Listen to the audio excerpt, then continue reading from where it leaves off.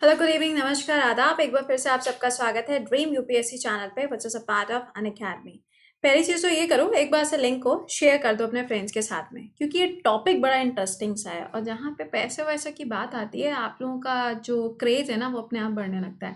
तो हम लोग इसके अंदर बात करने जा रहे हैं काफी इंपॉर्टेंट, निफ्टी के बारे में बात करेंगे, सेंसेक्स के बारे में बात करेंगे, ये होता क्या है, बुल क्या होता है, बियर क्या होता है, इन सब चीजों के बारे में हम लोग बात करने वाले हैं। हुआ क्या है आपको पहले ये बता दें, पूरी हिस्ट्री में अगर उठा के देखा जाए तो पूरी हिस्ट्री में ऐसा पहली बार हुआ है कि हमारे देश का जो सेंसेक्स है वो 50,000 क्रॉस कर गया। अब आप कहोगे मैम तो इससे हमें क्या प्रॉफिट होने जा रहा है या फिर इंडिया को क्या प्रॉफिट होने जा रहा है, इन सब चीज़ों के बारे में बात करेंगे इस पर्टिकुलर सेशन। ठीक है, चलिए सबसे पहली चीज़ एक बात का ध्यान रखिएगा कि ये टेस्ट जो है आप लोगों का होता है 10:30 बजे, जो क्लास चलता है उसी के साथ आपको लिंक मिलता है।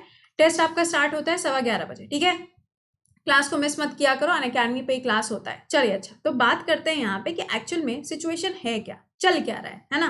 देखो, अभी एक तरफ हम लोग देख रहे हैं जहाँ पे यूएस के अंदर जियो बाइडेन अंकल जो हैं वो क्या हो गए भाई, प्रेसिडेंट बन गए, है ना।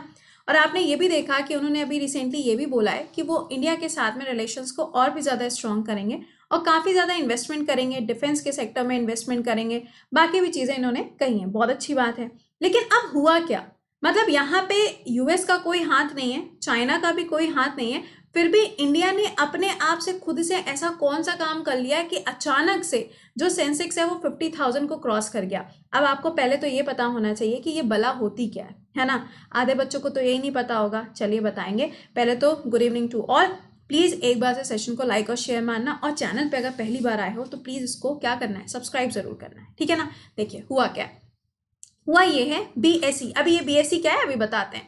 इसमें क्या हुआ है कि जो बीएसई है उसने अभी प्रेजेंट टाइम पे जो सेंसेक्स का एक हिस्सा है, बीएसई का जो हिस्सा है वो 50,000 के मार्क को क्रॉस कर गया है, और ये पूरे हिस्ट्री में ऐसा पहली बार देखने को मिला है। इससे पहले भी हुआ है, लेकिन इतना मार्क क्रॉस करना ये बहुत बड़ी एक बात थी और एक बहुत बड़ा अचीवमेंट है इंडिया के लिए। अब हम समझेंगे पूरी स्टोरी है क्या, है ना। बहुत कायदे से ध्यान से सुनना, कमेंटबाजी मत करना, ध्यान से दिमाग को यहाँ पे लगा के सुनो। देखो, जब हम बोलते हैं ना सेंसेक्स, अब सबसे पहला सवाल भाई ये होता क्या है ना। तो देखो होता क्या है कि अगर आपसे कोई कभी बोलता है इसके बारे में तो आपको ये ध्यान रखना है कि पहली चीज इसको बनाया कब गया था। तो इसको बनाया गया था 1986 में। लेकिन अब ये होता क्या है, जैसे कि मानो कि काफ़ी सारी कंपनीज है ना। अब आपको पता है जैसे कि रिलायंस कंपनी है या बजाज कंपनी है या जैसे और भी कंपनीज हैं, XYZ जितनी भी कंपनीज हैं हमारे देश के अंदर। तो यहाँ पर क्या होता है, जो सेंसस होता है इसके अंदर काफ़ी सारी मार्केट जो होती हैं या काफ़ी सारी जो कंपनीज होती हैं उनको क्या किया जाता है, लिस्ट किया जाता है। और इसके अंदर हमारे इंडिया में जितनी भी कंपनीज हैं उसमें से 30 टॉप कंट्रीज को यहाँ पे लिस्ट किया जाता है। ठीक है, अब कंपनी तो लिस्ट हो गई, लेकिन कंपनी के शेयर भी तो होंगे ना। तो कंपनी के जो शेयर्स होते हैं जब इनके प्राइजेस क्या होने लगते हैं, इंक्रीज होने लगते हैं, और यहाँ पे प्रॉफिट होने लगता है। किसको प्रॉफिट होगा, जिसने उन शेयर्स को खरीदा है। तो उसी चीज को यहाँ पे क्या बोला जाता है कि जो मार्केट है वो बहुत ज्यादा ग्रो कर रहा है। अच्छा, ये ग्रो कैसे करेगा, समझिएगा इस बात को। देखिए, सबसे पहली चीज ये है कि हमारे इंडिया के अंदर अगर देखा जाए तो स्टॉक एक्सचेंज। अब ये स्टॉक एक्सचेंज क्या होता है, इसका मतलब ये होता है कि एक ऐसी दुकान है, ऐसे समझ लो जैसे कि आपको किसी चीज को खरीदना है। अब खरीदने के लिए आप क्या करोगे, सपोज करो आपको कोई टॉय खरीदना है ना, किसी को गिफ्ट देना है तो आप टॉय की शॉप पे जाओगे। आपको सब्जी खरीदनी है, आप मार्केट में जाओगे, सब्जी मार्केट में जाओगे। फिश खरीदनी है, आप मछली के मार्केट में जाओगे। यही तो करोगे ना। अगर आपको किसी भी कंपनी के स्टॉक खरीदने होते हैं तो आप कहाँ जाते हैं, आप वहीं पे तो जाओगे ना जहाँ पे दुकान लगी है। तो जिस जगह पे स्टॉक्स यानी कि किसी भी कंपनी के शेयर को लिस्ट किया जाता है, आप वहां पे जाके क्या करेंगे, वहां से स्टॉक यानी कि वहां पे जाके आप शेयर को खरीदोगे। बहुत अच्छी बात है। अब देखो गोलू ने क्या किया, गोलू गया कहाँ पर, स्टॉक एक्सचेंज की दुकान पे गया।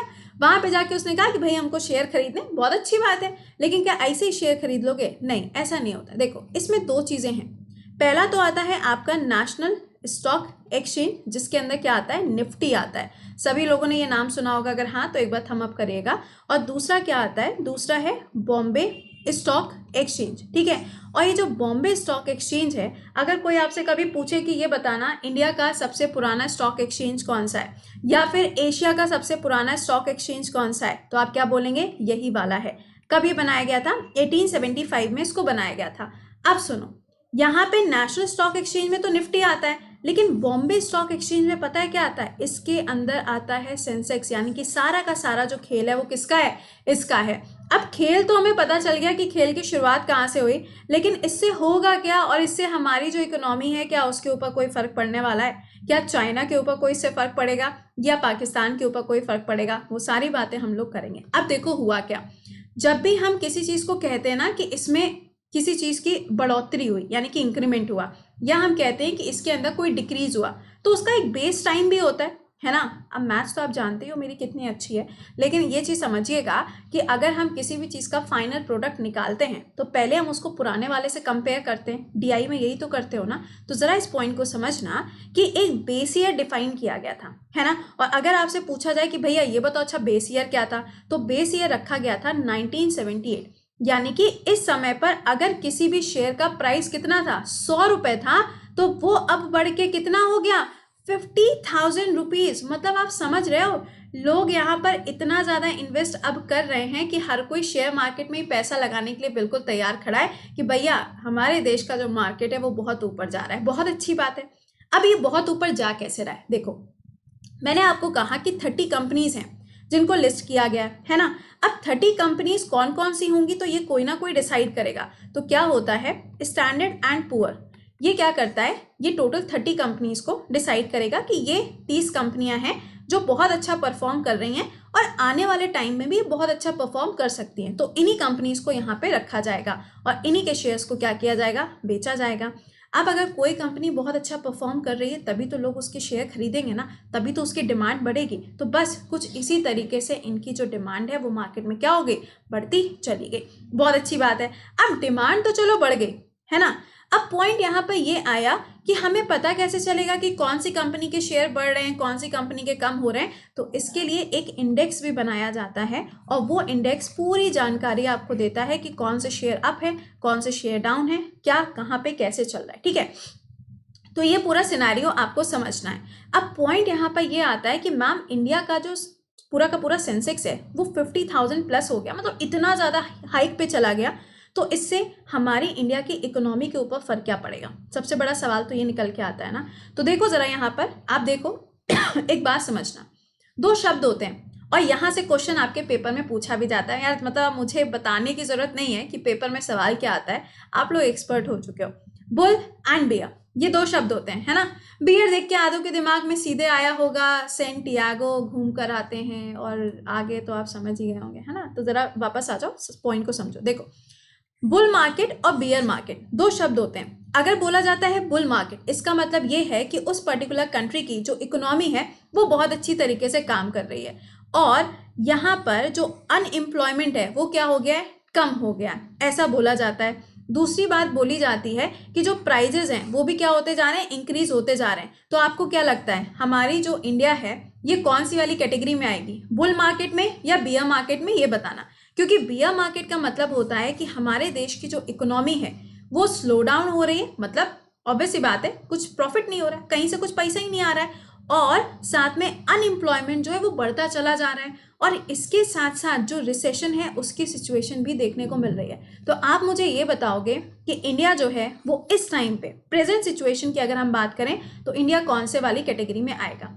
अब एक सवाल ये बना कि मैम एक तो कोविड का टाइम चल रहा है, लोगों के पास में पैसा आया कहाँ से कि लोग इतना इन्वेस्ट कर रहे हैं और मार्केट में इतनी डिमांड चल रही है। तो इस बात को थोड़ा सा समझने की कोशिश करिएगा। सब कह रहे हैं कि भैया कोविड का टाइम है, पैसा नहीं है, तो यही एक बहुत बड़ी बात थी कि इस टाइम पे ऐसा होना एक बहुत बड़ा चैलेंज था। इसीलिए ये न्यूज़ इतनी ज़्यादा लाइमलाइट में आ गई कि भाई अचानक से ऐसा क्या हुआ। तो सुनो यहाँ पे पॉइंट क्या है, बताया जा रहा है यहाँ पर प्रेजेंट टाइम में कि गवर्नमेंट के थ्रू काफ़ी सारा जो इन्वेस्टमेंट है वो किया गया डिफरेंट पॉलिसीज़ में, जिससे कि लोगों को प्रॉफिट हो रहा है। दूसरा पॉइंट ये कहा गया कि अगर हम ऑल ओवर वर्ल्ड की मार्केट को देखें तो उससे हमारी मार्केट को कोई प्रॉफिट या लॉस नहीं हो रहा है। हमारी मार्केट जो वो अपनी लेवल पे चल रही है, होता है ना कि हम लोग बस अपनी धुन पे नाचते रहते हैं, तो हमारी जो मार्केट है वो अपने लेवल पे चल रही है। उसको कोई फर्क नहीं पड़ रहा है कि यूएस के अंदर नए प्रेसिडेंट आ रहे हैं या फिर चाइना के अंदर क्या हो रहा है, जिनपिंग क्या कर रहे हैं, पाकिस्तान से बात कर रहे हैं। हमारी इकोनॉमी को कोई फर्क नहीं पड़ रहा। लेकिन पॉइंट ये है कि क्या सिर्फ गवर्नमेंट के इन्वेस्टमेंट करने से या फिर गवर्नमेंट के पैसा रिलीज कर देने से क्या ये लॉन्ग टाइम प्रोसेस है? क्योंकि एक्सपर्ट्स तो अभी ये भी कह रहे हैं ना कि ये जो पैसा यहाँ पे इतनी तेजी से बढ़ता जा रहा है, यानी कि ये जो आपका सेंसेक्स है ये इतनी तेजी से ग्रो कर रहा है, ये आगे भी करता जाएगा, ऐसा बोला जा रहा है। अब आधे सोच रहे होंगे यार मैं सोच रहा हूँ मैं भी पैसा लगा ही देता हूँ, कहीं ना कहीं से कुछ ना कुछ तो प्रॉफिट आ ही जाएगा, है ना। अच्छा सुनो, ये तो यहाँ पे एक्सपर्ट्स की कहने की बात है, लेकिन अगर हम यहाँ पे रियलिटी देखें, बहुत सारे कंसर्न्स हैं। कंसर्न्स क्या है? सपोज करो, देखो आप देख रहे हो कि कोरोना का जो नया वाला म्यूटेंट है, देख रहे हो ना, वो आ गया। अब सोचो यहाँ पे कि अगर ये नया वाला वेरिएंट आपको देखने को मिल रहा है तो इसका मतलब ये है कि गवर्नमेंट को अब इसको क्योर करने के लिए पहले काम करना पड़ेगा। आपने देखा कि काफी सारी कंट्रीज को हम लोग क्या कर रहे हैं, डिफरेंट कंट्रीज को क्या कर रहे हैं, वैक्सीन भेज रहे हैं ना, कभी नेपाल को भेज रहे हैं, कभी बांग्लादेश को, कभी भूटान को। तो हम ये क्या कर रहे हैं, अपने एक्सपोर्ट को इंक्रीज कर रहे हैं, हमें प्रॉफिट हो रहा है। लेकिन अब ये जो नया वाला स्ट्रेन आया है, पहले तो इंडिया को खुद को बचाने के लिए पैसा लगाना पड़ेगा। तो एक तो बड़ा कंसर्न ये हो गया कि पहले तो हमें इन्वेस्टमेंट यहाँ भी करना पड़ सकता है, ठीक है। दूसरा सुनो, सेंट्रल बैंक की अगर बात करें तो सेंट्रल बैंक ने बहुत सारे लोन वगैरह प्रोवाइड किए थे, बहुत सारी छूट वगैरह दे दी थी, जिससे लोगों के पास में अच्छा खासा पैसा सेव हो गया था। लेकिन अब सपोज करो कि सेंट्रल बैंक जो है, इसके पास में क्या होता है, मॉनेटरी पॉलिसी चेंज करता है ना सेंट्रल बैंक। रेपो रेट हो गया, रिजर्व रेपो रेट हो गया, SLR हो गया, इन सब को चेंज करता है। अब ये मान लो कि सेंट्रल गवर्नमेंट ने क्या कर दिया, मॉनेटरी पॉलिसी को चेंज कर दिया और मार्केट से सारा पैसा अपनी तरफ खींच लिया, तब क्या करोगे? स्लो डाउन तो आएगा ना। अच्छा तीसरा पॉइंट देखो क्या है, तीसरा पॉइंट ये बोला जा रहा है, अब अभी तक तो देखो कोई असर नहीं पड़ रहा था, है ना, इंडिया की इकोनॉमी के ऊपर। USA की इकोनॉमी से अगर हम कंपेयर करें तो हमारे ऊपर कोई इफेक्ट नहीं पड़ रहा था। बट यहाँ पर यह बोला जा रहा है कि अब नए वाले प्रेसिडेंट आए हैं, एक तरफ तो वो कह रहे हैं कि वो हमारे साथ में ट्रेड करेंगे, अगर ट्रेड हमारे साथ में करेंगे तो हमारे यहाँ से क्या होगा, एक्सपोर्ट ज़्यादा होगा, डिमांड मार्केट के अंदर ज़्यादा बनेगी, तो हमारा जो सेंसेक्स है क्या होगा, अप होगा, राइट। लेकिन यहाँ पे एक तरफ ये भी कहा जा रहा है कि यहाँ पर ये भी हो सकता है कि जो फेडरल बैंक है, कहाँ का, USA का जो फेडरल बैंक है, सपोज करो कि इन्होंने चीज़ों का जो प्राइस है वो इंक्रीज कर दिया, देन व्हाट, तब तो हमें ज़्यादा पैसे देके चीज़ों को खरीदना पड़ेगा, यही तो होगा ना। तो इससे भी हमारी जो इकोनॉमी है वो क्या हो सकती है, स्लो डाउन हो सकती है, और ये जो प्राइजेस इतनी तेज़ी से बढ़े ये नीचे भी आ सकते हैं ज़मीन पर। तो तारे ज़मीन जैसी वाली जो सिचुएशन है वो कभी भी आ सकती है। तो ये देखो, ये तो मार्केट वैसे भी बिल्कुल 50-50 वाला है, कभी आपको ऊंचाई पर लेके जाएगा, कभी आपको बिल्कुल नीचे गिरा देगा, ये वैसी वाली सिचुएशन होती है। वेल, हमारे एग्जाम में क्या बनेगा, मैंने आपको बोलर बियर के बारे में बताया, यहाँ से क्वेश्चन बन सकते हैं, आप देखते ही क्वेश्चन बन जाते हैं। कई बार पूछा जाता है BSE के बारे में, यानी कि बॉम्बे स्टॉक एक्सचेंज के बारे में। और आपके लिए आज का सवाल ये है कि आप कमेंट बॉक्स में मुझे बताओगे कि पूरे वर्ल्ड का सबसे पुराना स्टॉक एक्सचेंज क्या है, ठीक है। अच्छा, अब आपके दिमाग में चल रहा होगा कि ये जो इतनी तेजी से पीक आया है, क्या ये पहली बार आया? नहीं, ऐसा कुछ नहीं। देखो, ये आपको एक ग्राफ नजर आ रहा है ना। सबसे ज्यादा अगर आप स्लो डाउन की बात करोगे तो आपने सुना होगा, एक वेब सीरीज भी आई थी, हर्षद मेहता के ऊपर एक वेब सीरीज आई थी, देखा होगा आपने, वो एक स्कैम हुआ था, राइट। उसके बाद सबसे ज्यादा स्लो डाउन आया था। लेकिन अगर आप देखें तो ये देखो, मनमोहन सिंह जी के नाम के साथ में 2 पॉइंट्स लगे हुए नजर आ रहे हैं। ये वो टाइम है जब इंडिया में क्या हुआ था, जैसे कि प्राइवेटाइजेशन हुआ, ग्लोबलाइजेशन हुआ, ये सब चीजें जब हुई थी ना, जब मार्केट को और भी ज्यादा स्ट्रांग बनाया गया था, तब भी हमें ये चीजें देखने को मिली थी, ऐसा पीक आया था। 2014 की बात करोगे तो 2014 में पीक तो आया था, लेकिन धीरे धीरे करके वो स्लो डाउन होता गया, फिर ऊपर गया, फिर स्लो डाउन हुआ, ये सब चल रहा था। लेकिन कोविड के टाइम पे इस पीक पे पहुंचना एक बहुत बड़ा अचीवमेंट था, जिसकी वजह से ये आपको न्यूज़ देखने को मिल रही है, ठीक है। मैंने सारी चीज़ें समझा दी। अब आपको जो होमवर्क दिया है वो आप मुझे कमेंट बॉक्स में आंसर करके बताओगे। तो हाउ वाज इट, चीज़ें समझ में आ गई तो एक बार से थम अप मारिएगा। और हाँ, ये ध्यान रखना कि भाई अभी 6:30 बजे क्लास लगा हुआ है, वहाँ पे जुड़ना मत भूलना। पता चला वही भूल गए, लाइव सेशन रहेगा आपके लिए कहाँ, वाईफाई स्टडी स्टूडियोज पे, ठीक है। चलो, इसके अलावा आपको बता दें, अगर आपको पेड बैच ज्वाइन करना है तो आप इस बैच को ज्वाइन कर सकते हो। आपके सामने मेंशन है, एक बैच के साथ में आपको ये सारे बैचेस मिलेंगे।